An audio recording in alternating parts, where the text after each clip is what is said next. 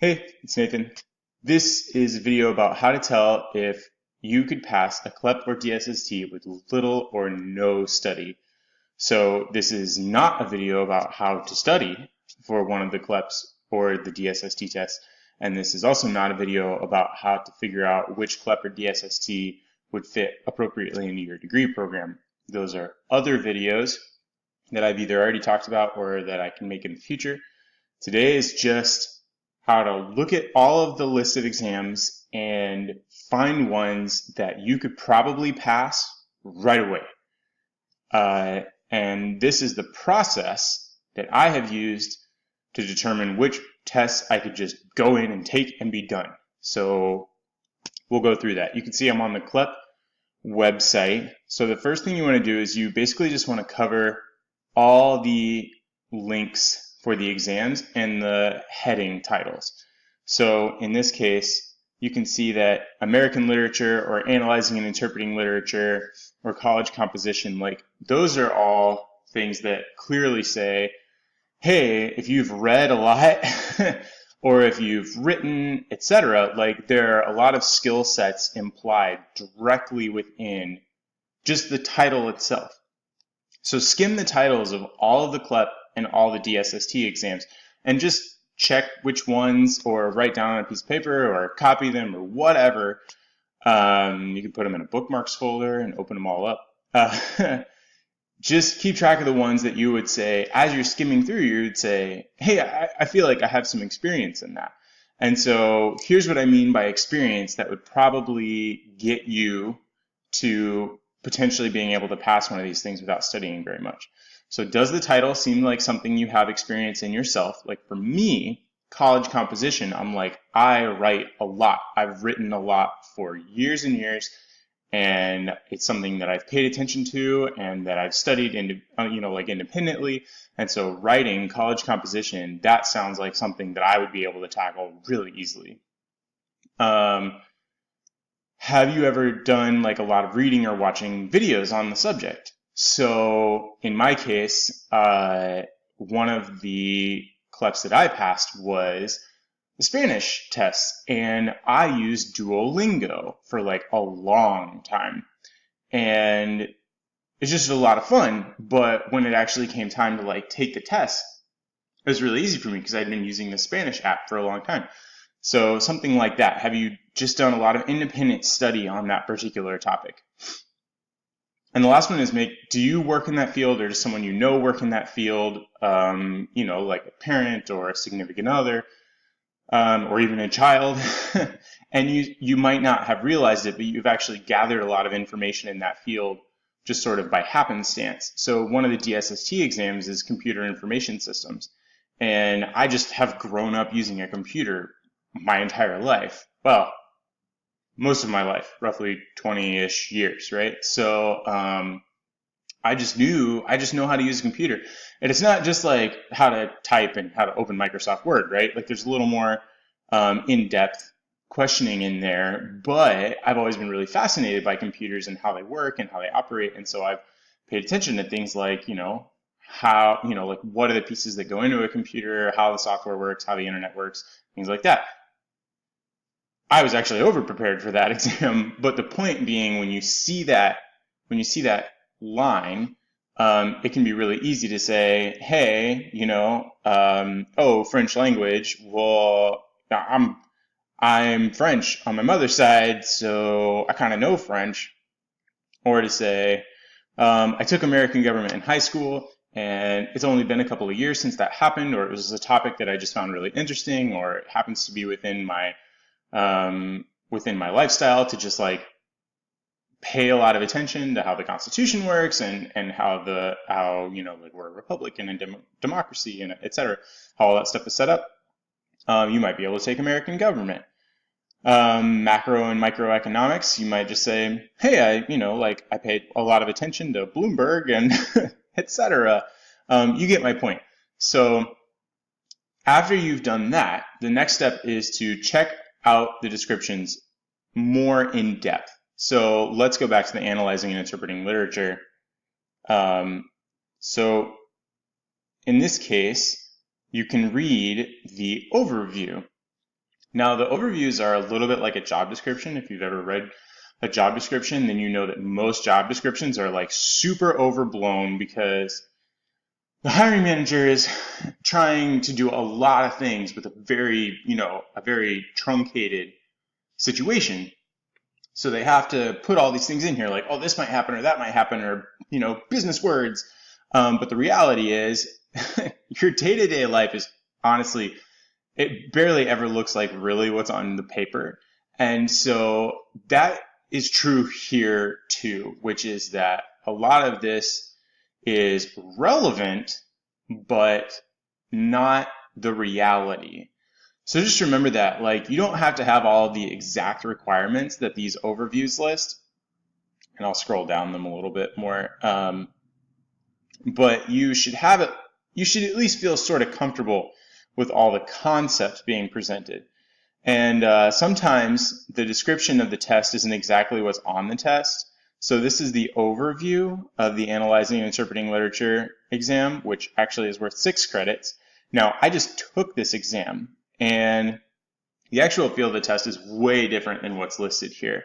And if you want to sort of see that in contrast, I actually posted a video of my recap of that test, like as I was walking out of the testing center. So super fresh right out of there. I don't give any of the questions away or anything like that. But I do help you to understand actually what is on the test right now in a way that would allow you to go in and tackle it and understand what it is that you need to tackle.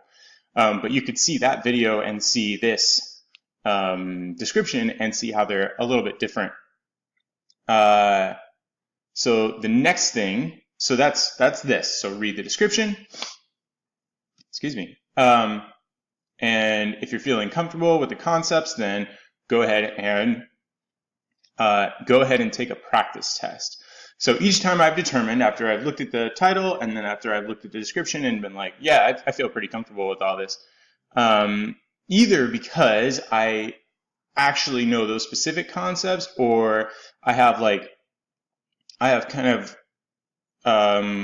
transferable knowledge. So like, what I mean by that is I know how to use an Xbox controller. I knew how to use an Xbox controller the first time I got one because I had played a Super Nintendo, and they're totally different, right? But the concept is the same. So it's still a thing in your hands with buttons and you press them and so yes, they're totally different, but the concepts, the underlying concepts that are required in order to make use of that thing are the same. So you might find that you have a lot of that. So I've taken the practice test to show, I keep reaching up because I have a touchscreen laptop.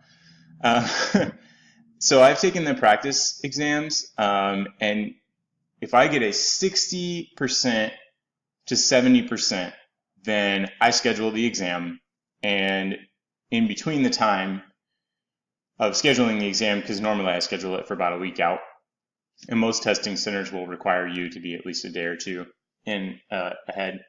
So I usually review a couple of concepts that I sort of miss on the practice exam if I only get about a 60%. If I get a 70% or above, I don't even bother studying. I schedule the exam, I go about my life, I show up at the testing center, I take the test. So how has that worked out for me? The answer is, so far, fingers crossed, I have not failed any Clep or DSST test that I have taken. Now, I got a little close on one. I scored like a 60, I think a flat 60 on the practice test, and I went in and I got a 52, which is passing. But it wasn't passing I crushed it. It was passing whoo, I passed. So just remember, for me, at least, if I have gotten between a 60 and 70, that is an indicator that I need to go check a couple of the concepts that I missed in the practice test. So how do you take practice tests? With DSST exams, you actually can just go on their website and they have their listing of all of their tests right here. And you can take a practice exam for that. Actually, they might have a couple more than this. Check the whole listing, not just this one page.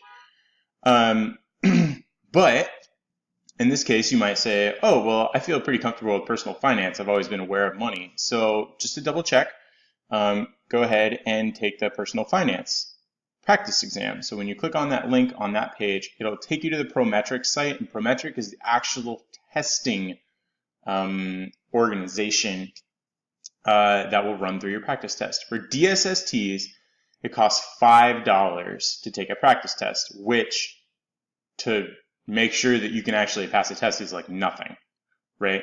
So it's awesome. It's right in there. The actual practice test that you're taking within the Prometric platform is actually very similar to the real testing that you'll be using if you go into a testing center. And so this can also be good for you to just like get a general feel for what the test will be like.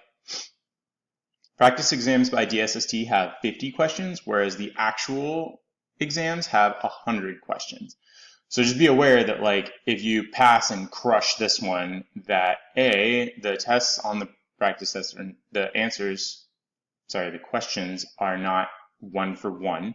And I did a video sort of on that Clep DSST test TSEP experience that covers like how they can be different. And also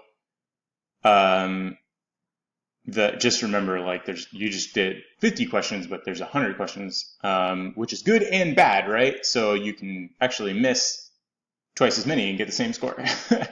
For Cleps, they have a book that they release every year. So this is the official study guide for 2017.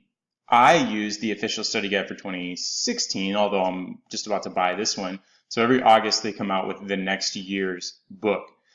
All of the tests are in this book, and they have practice questions. And when I say practice questions, I don't mean like 6 questions. I mean like 80 questions. They're effectively practice exams, and they're awesome. They've helped me study, and they've been fantastic. And so taking a practice exam using this official study guide has been, just as good as like taking the practice exam on the DSST site, if not better, because it's a book, so I can do it anywhere. I don't have to have Wi-Fi or whatever. So that's everything. That is how you would go in and see how many tests you potentially could pass without doing almost any study whatsoever. So again, to recap all of that for, TLDW, go onto the websites and look at all of the titles. Choose the ones you're familiar with, and then look at those more in depth in the description. When you're going through the description, don't be worried that you have the exact knowledge that is being listed in the overview. It's probably going to be a little bit different on the test. Take the practice exam of the ones that you're even semi-comfortable with when you read the overview. And remember that a lot of concepts transfer when you're reading the overview. If you can take the practice test and you can score at least a 60%, you're probably ready to just go in and jam out that test. If you score 60 to 70%, I recommend that you review a few of the concepts of questions that you missed during your practice exam. If you score above a 70, it's pretty likely that you're going to crush it and you shouldn't even worry about it. Always up to you. That's what's worked for me. I hope this is helpful. Thanks so much.